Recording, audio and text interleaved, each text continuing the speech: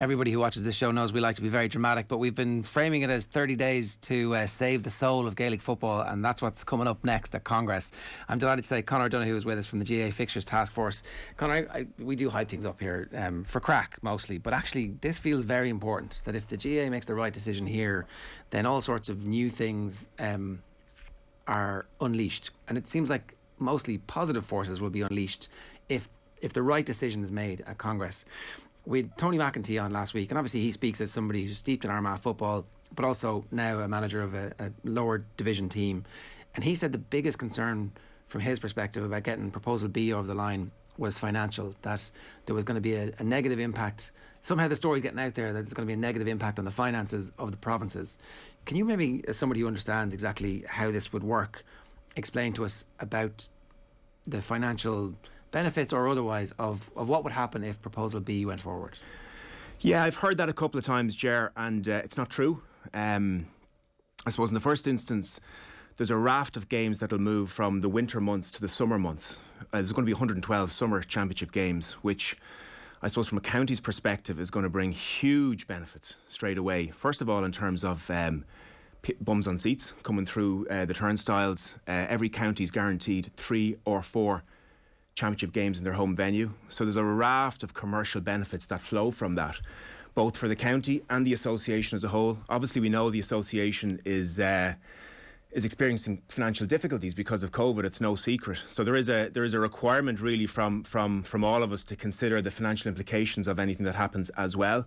And from a county's perspective, and there's a phrase I hate to use, this is a no-brainer, to be perfectly honest with you. Again, those couple of games in the summer, they bring so many commercial advantages, even in terms of season ticket sales and various other things, in terms of, I suppose, sponsorship, in terms of getting that promotion, those consistent promotion opportunities for counties that want to and aspire to build stadiums, improve their stadia. The financials look completely different when you've got that guaranteed flow of games. So, and it's just, besides anything to do with the competitiveness, anything you want to talk about in terms of the improved football, in terms of teams of equal standing playing against each other, from a financial perspective and a little bit of work done on it, it's really something we need to consider very, very hard, irrespective of any other facet of the proposal. So just go into as much detail about this as you want. It would actually be hugely financially beneficial to go forward with this. Yeah, absolutely. Because what's happened over the last couple of years is, in the early noughties, the provincial championships were, big ticket games, and particularly Dublin and everything that they brought and others. There was so much at stake, so little in any of the games that you went into, that provincial coffers would have been really, really full from the game. There would have been huge attendance at the games. That has gone into dramatic reverse over the last couple of years, and provincial numbers are down 30, 40, 50, 60% from where they were a number of years ago. Now, obviously, in the latter stage of the championship, again, we see those fantastic contests that people want to go to, but people are steering away from the provincial championships because of these, I suppose, brutal mismatches. It's just not sport. People don't want to see it.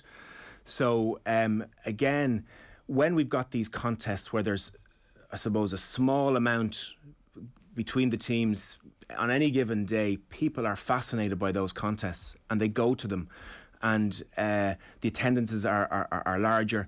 And we know for certain as well that, as I say, in the summer months it makes a huge difference in terms of the gate for any given day, because clearly the big days in Killarney and Castlebar and all of that, when there's two teams of equal stature playing against each other, it gets such a bigger gate. So what we're talking about here is on a Saturday afternoon, Saturday evening, Sunday afternoon, there would be 16 games of football where there's uncertainty of outcome, essentially, maybe not in all 16, but in 14 or 16 of them in local venues right around the country. So Newbridge is full, Hyde Park is full, Markovich Park is full, Clonus is full, Limerick in the Gaelic grounds. Okay, maybe the Gaelic grounds isn't full for the footballers just yet, but maybe if Kerry are playing, well, Kerry won't be playing. Okay, so yeah, but like we're talking about a slew of games where, and when you start to picture that, you can go, okay, so it has a benefit to the towns, the provincial towns. Yeah. It has a benefit to the county for that. Why are the provincial councils less sure about their place in the financial hierarchy. I don't really understand how that whole... Yeah, so again, I'm not part of the hierarchy. Just to be clear on that, I was part of this task force. I was brought in. My background is I was involved in some club restructure in Meath, and possibly as a result of that, I was brought onto this task force. So I mean, I'm not part of the hierarchy, to be frank with you. But I do know a little bit about it, and from a provincial, I suppose, leadership perspective, they possibly feel a little threatened in terms of their place in the association. I think they're mistaken. I know some of them. They are good people, to be frank and to be honest with you, but I believe they're mistaken about this, and they are obviously, behind the scenes lobbying to prevent this change. And I'd really love them to reconsider. I mean, I think even from a provincial perspective, you think about the early part of the year, there's at least 2.5 times as many games for each province as there is now. So, you go from 9 to 27 in Leinster in terms of games. Will the attendances be the same? Probably not. They might but be, though. On an overall basis, I suspect they might be that and exceed it. And I made the point that it's in my memory where there is a huge crowd in Newbridge celebrating Kildare winning the O'Byrne Cup because we were so starved of success. Yeah. I suspect that if Kildare were playing Dublin in Newbridge, that would be as full as they can jam the people in. And that might happen in this instance. That game won't automatically be in Croke Park and it's the same for everybody for the provincial championships. We're actually, I think you could market that and we'll be starved of inter-county football for 5 months. So of course I think there's going to be an interest in that. Absolutely, I believe the same as well, and it's constructed with that in mind. I mean, as you say, there's going to be a huge gap between the All-Ireland final and the next competitive county championship game. So there will be huge interest, and I know that will be the case. That will be the case in Meath as well. So I mean, just from a provincial perspective, I really think they should reconsider. The one thing I suppose for the provincial chiefs to consider a little bit is that, as I say, those 112 championship games in the summer are going to generate significant revenue. Very, very, very significant revenue. And if I was, I suppose, from a provincial background in terms of leadership or whatever, I would be having a different conversation. I'd be having the conversation, well, there is a big revenue pot there, and we need to talk about that. And, we would like to, I suppose, if we're going to be in the business of distributing funds for whatever we do in terms of coaching and other things, we have our own pool in terms of provincial monies coming in at the start of the year, but we'd like to be part of the conversation for that 112 as well. I just think maybe they're missing a trick a little bit on this, and that might lessen the threat that perhaps they feel on some of this stuff, because the bottom line is this is going to be a bigger cake, and to be fair, again, the GAA redistributes everything back through the association, and there's different ways they do that, clearly, and it can be quite complex in terms of the gate receipts. It's 15% for a Leinster Championship game that goes to the county, 20% for a National League, and there's pools that are then generated which redistribute. There's block grants. It's very, very complex in the way that funds are redistributed, and there will be a funding discussion separate to this no matter what happens. I just feel that there's going to be a bigger cake if this comes through financially, and let's have the discussion about that. Let's sit down and think about what's best for the association, because it would be much better if the association as a whole got behind this. And again, there's huge respect, even deference to provincial chiefs, and they deserve that, to be fair. The good guys, as I say, but that perhaps is holding us back a little bit here. And there is a very specific dynamic that operates within the GAA, and it's just trying to work around that, which I think is important. What do you mean by the specific dynamic? The hierarchy? Yeah, well, I just think the provincial, the provinces hold a very central place in the decision-making process, naturally enough, you would say. And there is a question as to whether could we look more closely at the interests of the association as a whole and make that decision that's best for everyone. And I think that's really where we need to go with this, to be perfectly honest with you. Could I just ask in that context, because proposal A is also on the table, and this is the redistributing of counties from one province to another. Surely the people, the chiefs and the provinces aren't going to go for this either. Like, this being on the table is a bit of a strange thing. I haven't seen too many people saying that this is the option. It's either proposal B or nothing. Yeah, so I mean, I was in the room and we had so many meetings about this as well. So option A came up through. There's a neatness to it. 4x8, the provinces are retained. Things are more or less as they were with a round robin, and you get a particular number of games and all of that. but it didn't really survive contact with reality, because obviously counties end up getting maybe shovelled out a little bit of where they're at, and it's the weakest counties that end up going into to Munster and Connacht, two provinces that perhaps need strengthening in some respects, because they've already got, let's say in Munster, Kerry, who dominate the rest, and that distorts that competition further. So again, there's a certain neatness to it, but it hasn't survived contact with reality in truth, and I'm not sure that anyone is seriously considering it anymore, to be honest with you. Is there time to take it off the table? I mean, it could. That's a matter, obviously, for Central Council and for management to consider. If there are no backers of that and there's no one advocating for it seriously, yeah, I mean, probably, yeah. Because one of our concerns is that a county board delegate who is mandated to go to Congress gets mandated to vote for Plan A instead of Plan B, and then can't actually vote on Plan B and abstains for Plan B, and so 10 or 15 or 20% are suddenly taken out of the pool of potential voters in the second one, and therefore reaching the 60%, suddenly you've actually got to reach 80 or 90%. If that was just gone, and if what was left for Congress was, do we want change or do we want the status quo? That's kind of the debate we should be having, isn't it? I think that's true. Now, one of the things to reflect on is that, or to just in the mechanics of it, the way it's going to go is option A will go up first. It must get 60% or otherwise.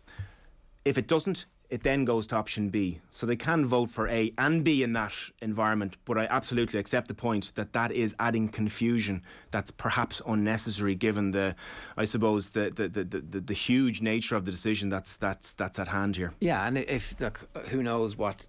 Sometimes publicly people are told to go and vote for one thing and then something else happens along the way. You want to make it as straightforward as possible, and so that the debate over the next couple of weeks, publicly at least, is like, well, what are our options? Our options are for this, which isn't even that revolutionary. It's to take the same system that exists in every single county and to apply that to intercounty, because this isn't that radical a move really when you think about it. It's using the knowledge that we've gained from the successful running of our club championships and applying that to the intercounty, and then allowing everybody to benefit from seeing everybody play against each other in absolutely. Somewhere. I just make one point as well. I mean, to be fair to county board officers and delegates, they're often frazzled by decisions like this, and they're separately completely frazzled at the moment in terms of county finances. Absolutely under serious pressure, worried about the cost of the county game, worried about the mismatch between assets and cash coming in and cash going out.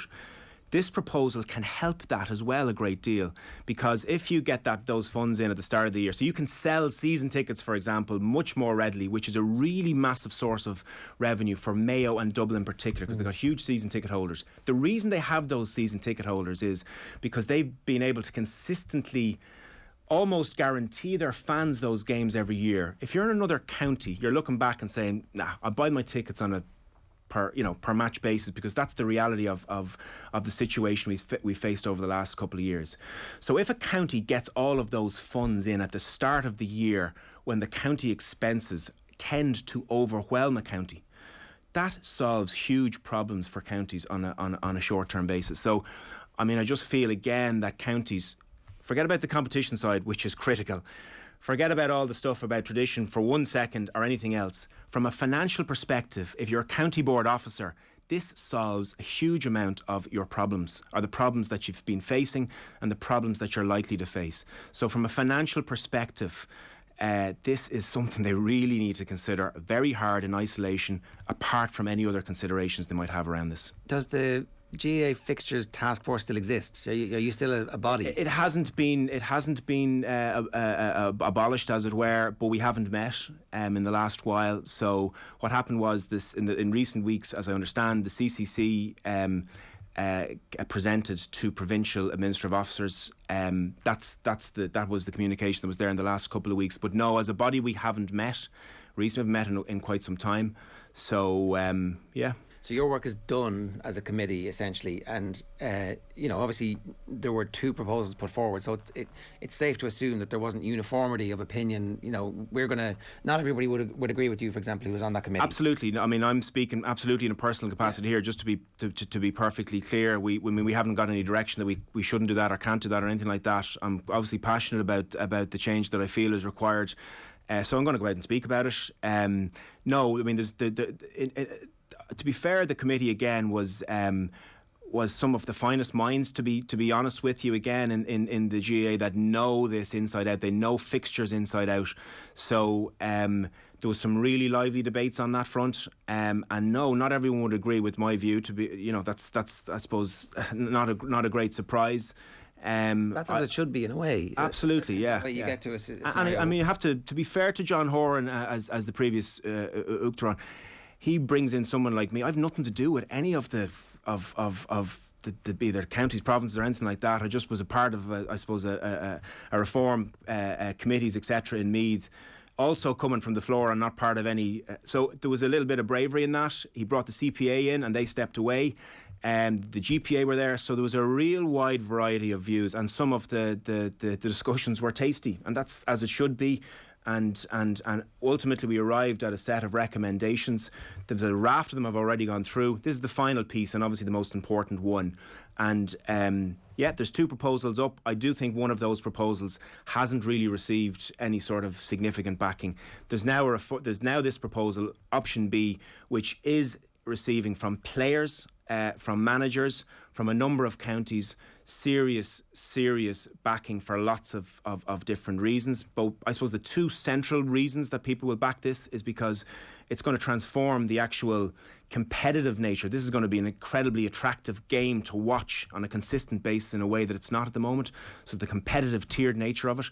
And the second aspect, which obviously I've spoken about this morning, is the financial aspect. And there's a huge imperative in a way that there wasn't even when we finished our committee because of the COVID crisis and the damage that's been done to coffers at county level and at national level.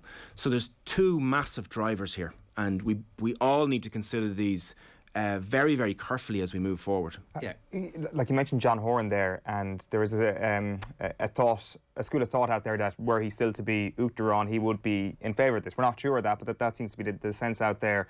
How important is it that somebody like John Horan, whether it's Larry McCarthy or Tom Ryan, comes out in support of this? Because, as you say, Congress is a strange place, and sometimes you do need the political manoeuvrings, and having someone like Pádraig Duffy standing over the Super 8s is essentially why it got in. So that's the next step in this. I think that the case has been made. It's the next political step that's really important. Yeah, so I mean, John has clearly gone on the record a number of times about what his view on this is, and again, he doesn't make any secret of that. He feels League as Championship is based on everything the way forward.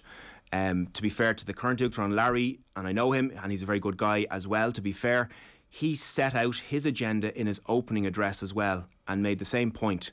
He also said that he feels that it should come in with a 3-year trial period, and I would have no problem with that whatsoever if that were the case.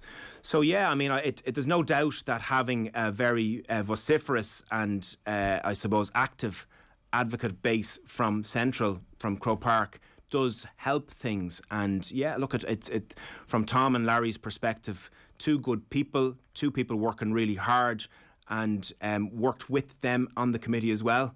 So they will have their own sensitivities and various other things to think about and to manage as well, to be honest. That's the reality of it. That's the reality of GAA politics. But yes, the stronger the voice from Croke Park for change, the more likely it is to take place. In your view, where are we at the moment? How likely or otherwise? The 60% is a magic number on the day. What's your, if this was American politics, we'd be talking about the electoral college system going, which of the red states have to turn blue here? You're looking for a CNN wall up here, yeah. Which we might need to get out the next couple of weeks. My sense is that as discussions begin to really take place, is the awareness around this is growing. What you guys are doing is really important. And I think that players generally are almost universally in favour. I suspect that they will be making their view known. And the more they make their view known to their county executive, the more likely their view is going to be taken on board. My understanding is that there's a number of player groups from Division 1 to Division 4, some very significant player groups, have had a discussion. sat down and decided this is where we want to be, this is the environment we want to be in, and they're making their views known to their county executive. On top of that, clearly there will be phone calls made by provincial councils into county board officers, and those two forces are meeting each other as we speak. And where it lands, I don't know, but I would be cautiously optimistic that this can pass. I think the money point that you made is hugely important, and if you have to assume that if we recognise, and then it's recognised centrally that this is beneficial financially to the organisation, that those conversations must be happening back channel at the moment, and a public pronouncement will be made closer to the time when there's confidence that it will carry. I think that's, I hope, what's going on in the background at the moment. Yeah, I don't know. I mean, what I'd love to see is, I really, really believe that if the provincial chiefs sat down and considered this and reflected this from an association basis, and even from their own perspective, I really believe that if they considered and analysed the facts as they are, and even likely to be from their own perspective, financially or otherwise, I do believe that they would make the same call. I know that, I suppose, the specific geography where there is concentrated suspicion about it is clearly Ulster, and I absolutely get that, because the Ulster Championship has been a championship that's worked.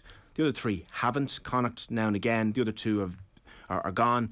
So I suppose from an Ulster perspective, and from talking to really good people in Ulster, they're saying, look, we've an Ulster Championship here.